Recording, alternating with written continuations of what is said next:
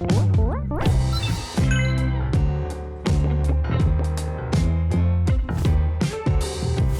far, you've been using functions to make it easier for a program to do the exact same thing lots of different times.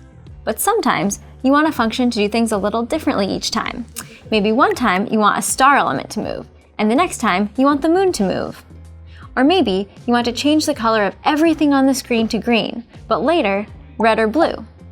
Writing a new function for every element or color you might want to use would take up way too much time. So how can we create a function that does almost the same thing, but with tiny differences?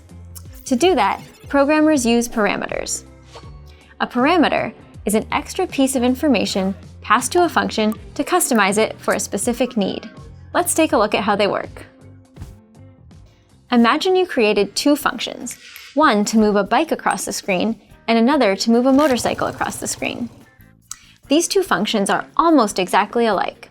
They both use getProperty to find the x position of the element, and they both use the counter pattern to add 5 to the x position. The only difference in these two functions is that one uses bike and the other motorcycle. When you have two functions that are almost exactly alike, but with one little difference, that's a great time to use a parameter to combine the two functions into one. To start off, we'll need the function block that includes a parameter. Since we don't know whether we'll be moving the bike or the motorcycle, let's just call the function moveVehicle. To figure out what goes inside, we can look at the two functions that we already have. We'll definitely keep the code that's the same in both of these functions, but the parts that were different will need a parameter. A parameter is a lot like a variable that we can only use inside the function, so we'll want a descriptive name, like vehicle. Also, like a variable, it doesn't need quotes around it. Last, we'll change the default parameter in the parentheses to our parameter name. Now that we have our combined function, it's time to test it out. When we call our function, we use the parameter to tell it whether we want the bike or the motorcycle to move. This time, let's move the bike. Now, every time that the parameter shows up in the code, the program will use bike instead. When we pass in motorcycle, the program will use motorcycle each time the parameter appears.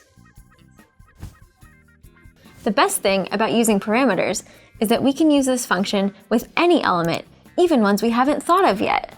Let's say that we wanted to add a space shuttle to our code.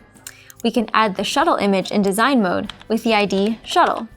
Now, we can use the same function to make the shuttle move across the screen, even though we hadn't even thought of the shuttle when we first wrote the function. Instead of creating 3 different functions, we've used just one, and it will work with any other elements we add to our screen. Parameters let us use the same code to solve problems that are similar to each other, even if they're not exactly the same.